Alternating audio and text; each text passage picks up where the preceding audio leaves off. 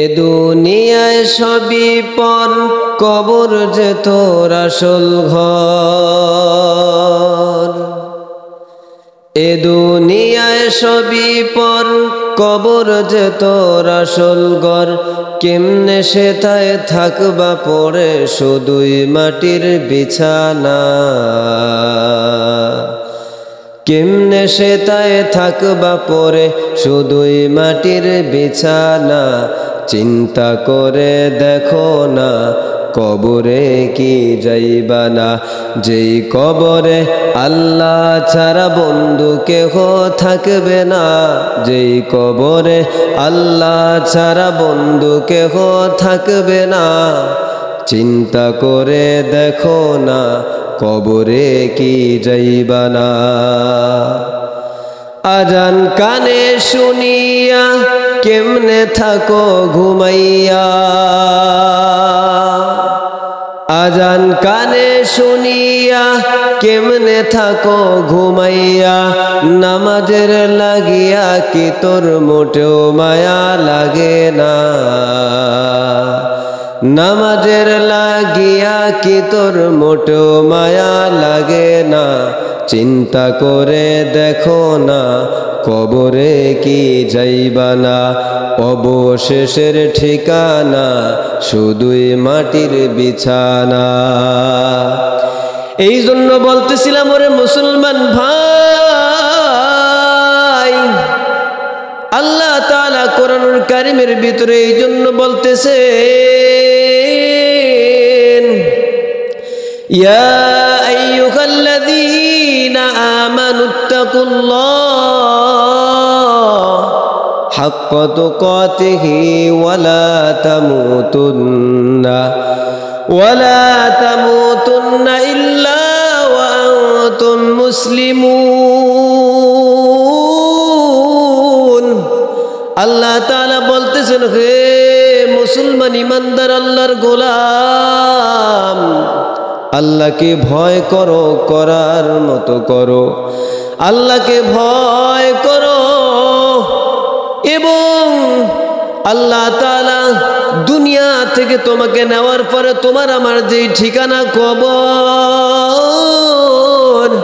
ওই কবরে কিন্তু আল্লাহ পরিপূর্ণ মুসলমান হইয়াই যেতে বলছেন। আহারে আমার বাবা মুসলমান, আমার দাদা মুসলমান, আমি বংশগুলি মুসলমান। এই রকম মুসলমান দিয়া কিন্তু মাওলার কবরে নাজাত পাওয়া যাবে না। যদি নাজাত পাওয়া যাইতো তাহলে এত কোরআন হাদিস লাগতো না, এত নবী লাগতো না। নবীদেরকে দিয়ে আল্লাহ আমাদেরকে সতর্ক করলেন, কোরআন দিয়ে আল্লাহ আমাদেরকে সতর্ক করলেন, আলেম ওলামা দিয়ে আল্লাহ আমাদেরকে সতর্ক করলেন।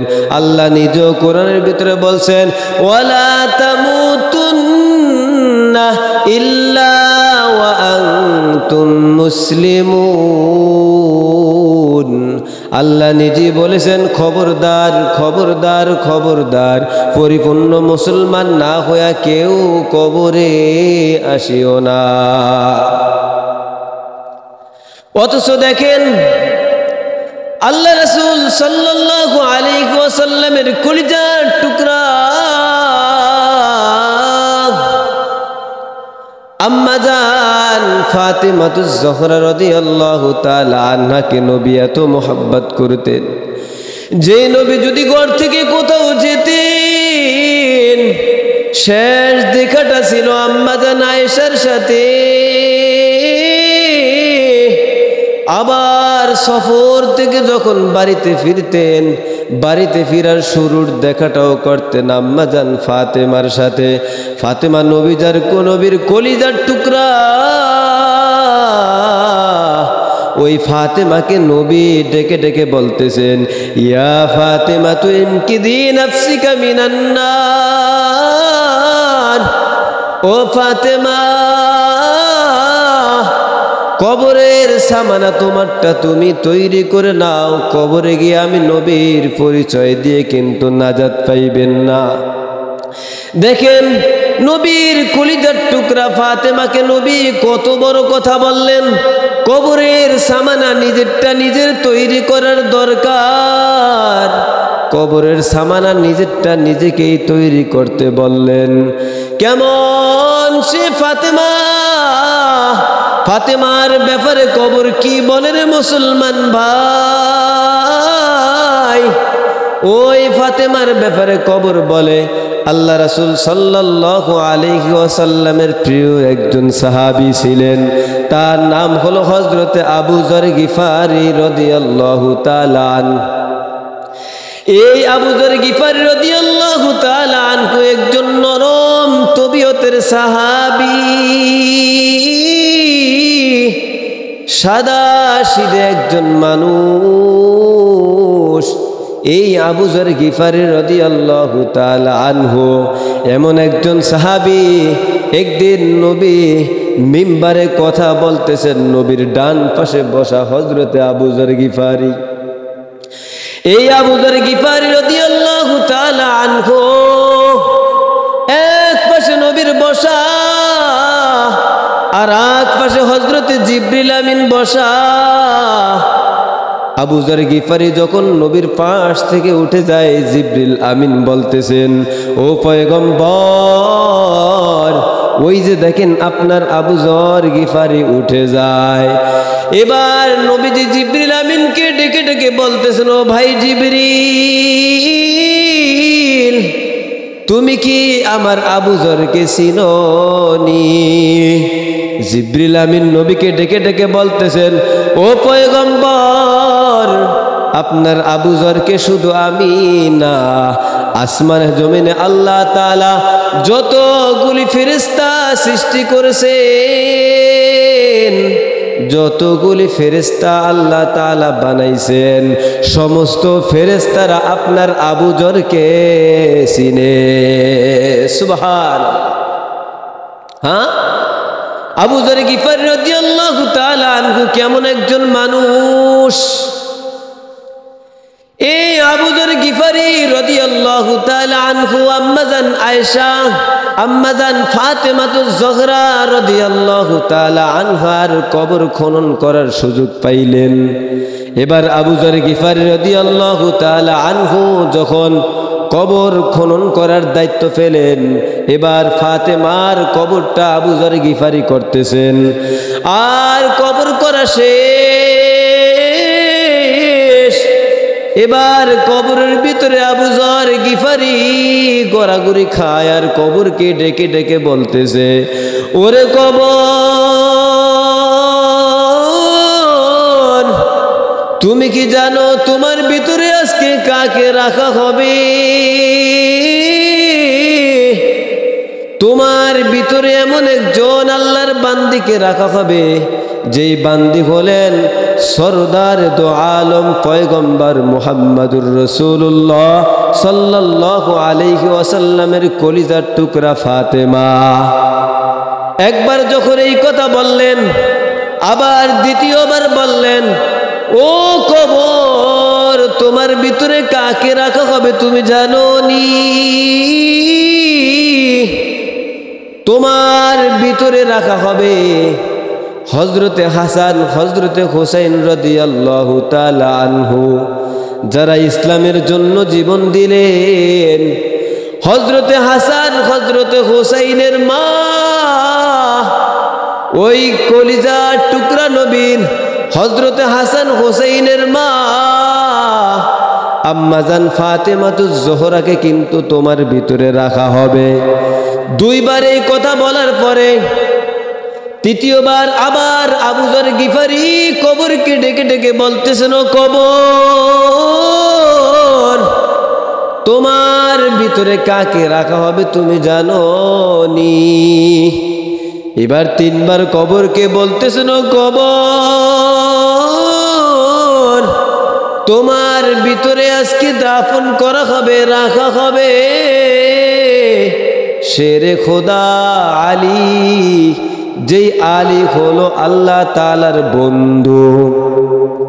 ওই আলী রাদিয়াল্লাহু তাআলা আনহুর স্ত্রীকে তোমার ভিতরে আজকে রাখা হবে।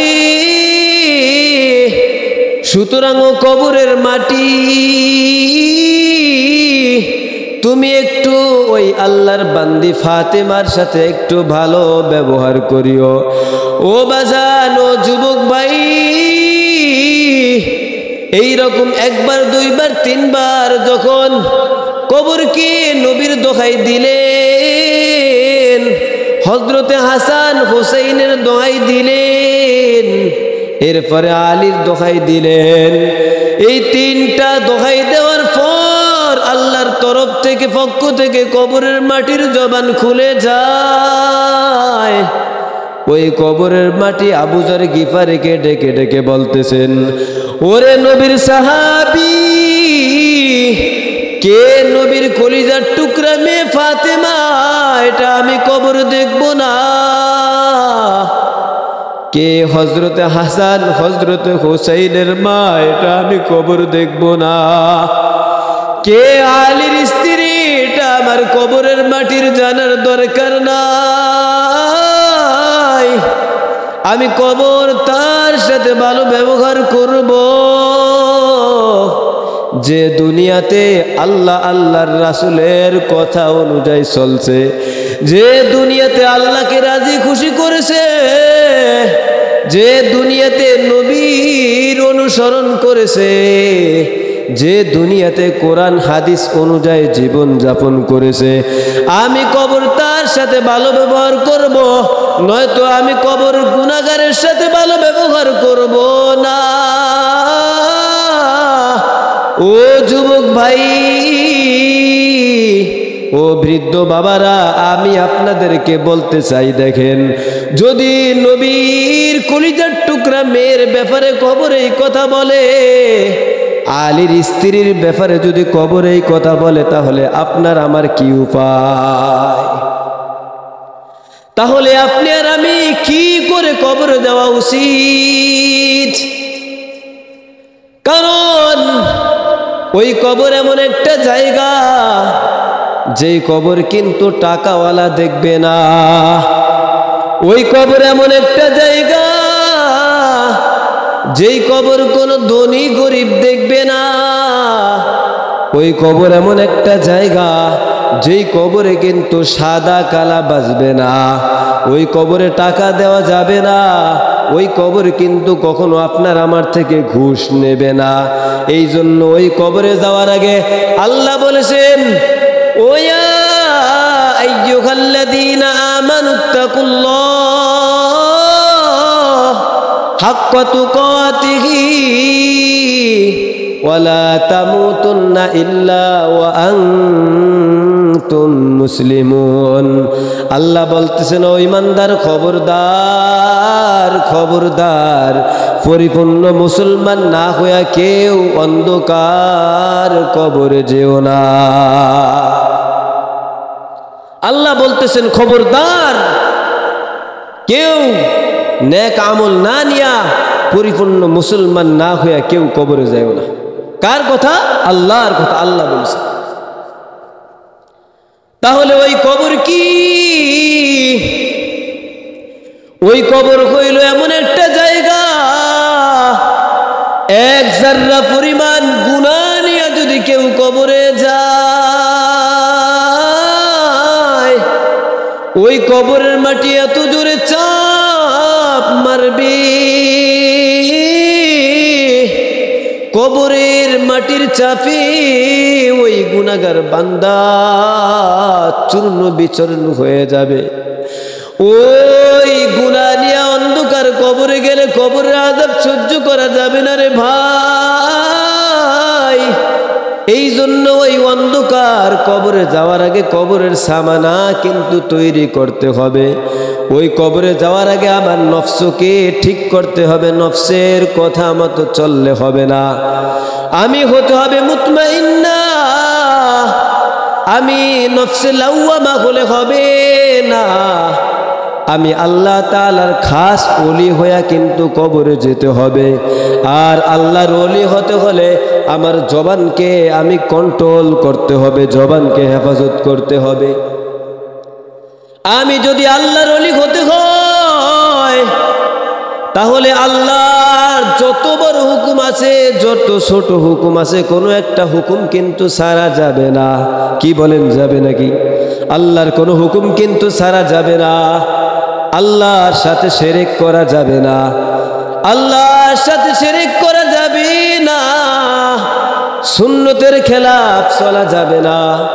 যদি আপনি আর আমি সুন্নতের খেলাফ চলি, আল্লাহর হুকুমকে অমান্য করি, আর আল্লাহর হুকুমকে অমান্য করে যদি কবরে যাই, তাহলে কবরে কিন্তু শান্তি পাওয়া যাবে না। কেন? ওই কবর আপনাকে আমাকে ডেকে ডেকে বলে, আনা বাইতুল ওয়াহদা, আনা বাইতুল গুরবা, আনা বাইতুল জুল। কবর প্রতিদিন প্রতিনিয়ত মানুষকে ডেকে ডেকে বলে, ও দুনিয়ার মানুষ, আমি কবর হইলাম একা একির ঘর, আমি কবর হইলাম পোকা মাকড়ের ঘর, আমি কবর হইলাম অন্ধকারের ঘর।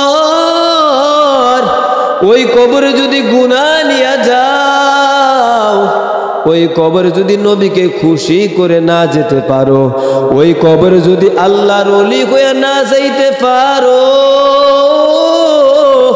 ওই কবর কিন্তু তোমার আমার সাথে ভালো ব্যবহার করবে না।